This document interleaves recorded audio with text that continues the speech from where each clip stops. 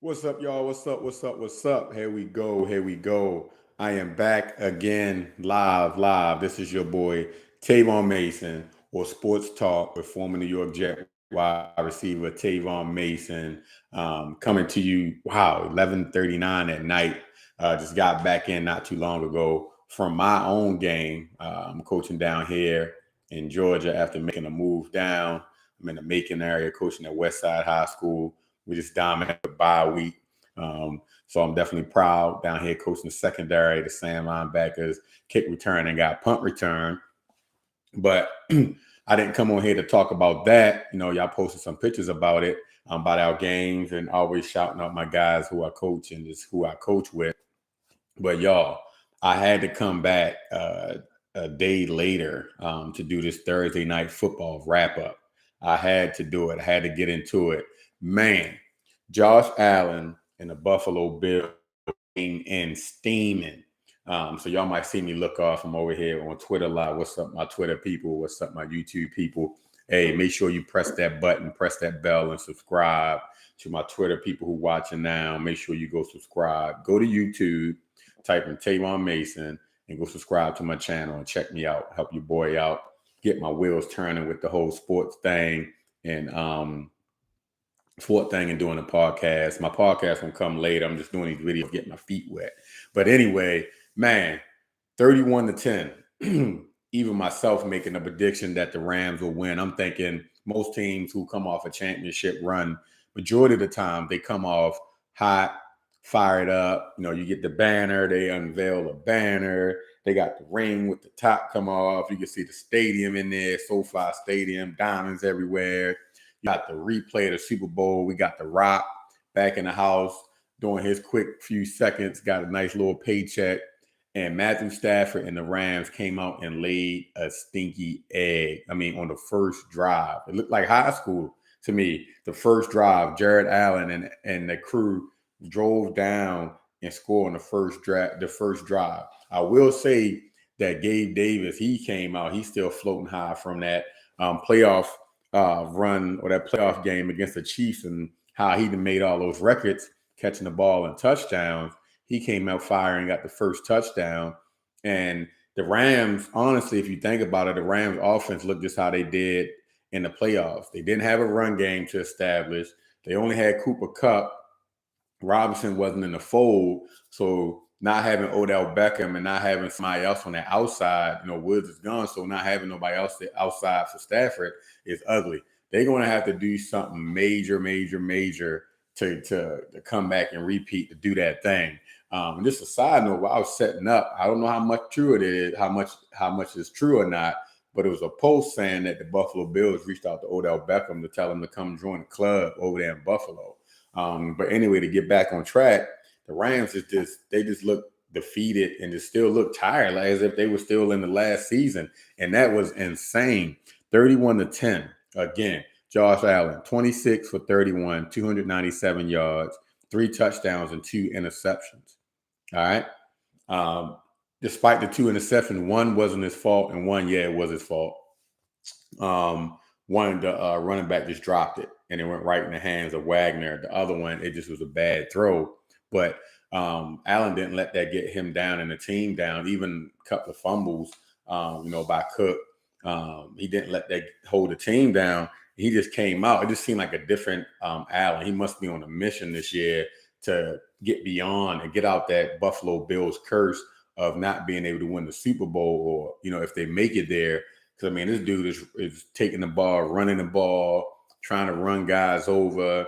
Man, he gave the one guy, the Derrick Henry stiff arm. I posted on Instagram calling him Josh Allen Henry, the way he stiff armed the kid, threw him down to the ground. You see Josh Allen extending over the line to score a touchdown. This Buffalo had that playoff energy last night versus the defending champions. They came out and just firing on all cylinders. Like I said, again, even when they had those lows, they still were able to pick it up. Again, like I said, even with the 2 interceptions, he just played lights out. He played lights out, played like a man that was possessed. He just came out. I think it was he wanted to prove that we can play in the big games. You know, they know they was coming in there. It's Thursday night football, kickoff to the NFL season, and you got to sit there and watch them unveil that banner. You know what I mean? One thing that Buffalo got on that side right away is double teaming Aaron Donald. I put it on Twitter last night. You'd have to double team that man. I think the one thing that helped not having Von Miller on the edge, even though they had Floyd, not having that other rusher on the edge that kind of occupies so you can work. Aaron Donald couldn't move. Aaron Donald got a sack, but what Buffalo did, and that just show you how quick coaches and players adjust to their surroundings, he started getting the ball out quicker. So Aaron didn't have that time to be able to get back there and disrupt any flow. On the other side, you know, Matthew Stafford, 29 for 41, 240 yards, 1 touchdown, and 3 interceptions. And a lot of his passes look terribly off. And I know they're going to blame the elbow. They're going to blame this. But to be honest, even when Stafford was in Detroit, he had some throws that would go high or go left. Even during his first year with the Rams, even, you know, going through the playoffs, some of his throws wasn't on key. They just couldn't pick him off. But it just didn't look good at all for Stafford and the Rams. And then a lot of the work is going to fall on Kupp unless they can find a running game, because they have zero running game at all right now. And it's like, what else can they do? And we know everybody respects Jalen Ramsey. He talked that talk, he walked that walk. And I do believe it was a post where Jalen Ramsey said that Allen was trash. Talking that pregame mess, mix, getting a little fluffy in there, you know what I mean? Talking that game. And that's what you're supposed to do, professionals on professional. But he did get caught looking in the backfield, and Josh was able to throw a bomb to Stephon Diggs to roll over in the end zone. It definitely going to be a good to see how Buffalo rolled through the rest of the season. We know you even can look two ways coming out in the opening your first game of the season. You can look sluggish and tired because, with the new format, adding that game on the back end, that extra game on the back end before the playoffs, a lot of teams don't play their big guys in a preseason game. It's more for the young guys to get noticed, to try to make the team, and for probably your second year guys to start even gelling more. So I think that might have played a factor because they look sluggish. But man, that Buffalo Bills defensive line, Von Miller, it just, you have to say it. He had 2 sacks last night, and I believe 4 tackles, 5 tackles. But he makes a huge difference. I know that was a huge loss to Denver, letting them go. But this dude make a huge difference already. I mean, he just won the Super Bowl, second Super Bowl. He comes in with Buffalo, get 2 sacks that way, but it forces you to have to pull your tackle. You don't want to set that far back and that far wide chasing a guy. It opens gaps. So if he's being occupied, it opens the gap for the D tackles and nose guards. So if the nose guards and D tackles are getting occupied, then it's going to open up for Von Miller, and Von Miller does Von Miller things. Just to see that this score was going to be this way, and I'm looking at my notes, that's what's going to happen on this game of a 31-10, butt whipping, was crazy. But again, I go back to what are you doing on the offseason? Yeah, the Rams added some pieces, but did they add pieces in the right area? Again, I go back and just backtrack and rewind. Kupp didn't have nobody with him, so everything is going to Cooper Kupp. And I know Buffalo saw that, so we'll rush the guys we have. We got Von Miller on the edge. We rush the guys we have, and we can just sit on Kupp, or we're going to force Matthew Stafford hand, in which they did, because they know they didn't have no run game. So if you don't got a run game, what else you going to do? There's nothing else for you to do if you don't got a run game. Somehow one or the other has to set the other one up. It's either the pass going to set the run up, or the run going to set the pass up. So, having to throw every down, most defenses, they sit back in the coverage, man over, cover 4, cover 2, cover 6. You can do a combo, do a spy, have somebody, just drop in the middle with the Mike backer, and you just sit there and just play, because we know Cooper, he's not going to run deep. they're going to try to put him in hold, or like that called spacing routes, where we can pull the defense and drop a receiver in a hole in the defense and just nickel and dime. But it didn't work in that favor. It actually flipped and worked for the Buffalo Bills. That's how they was able to get the ball out faster in order to stop Aaron Donald from wreaking havoc. And again, that's a huge missing puzzle that not having Von Miller that helped Aaron Donald just dominate. And we saw against Cincinnati at the end of the game for him to get that sack, just pushing the pile, because you got to, we're going to pick your poison. If you're going to go at Von Miller or you're going to go at Aaron Donald. You know what I mean? So, again, going against those Rams tackles, Von Miller just had a field day. Gabe Davis came out doing his thing. You know what I mean? Buffalo Bills got a nice little running back core, even though they had some problems early on in the game with fumbling. They was able to regroup, and you still see the score, 31-10. So the thing is, what's next? What's next for the Rams?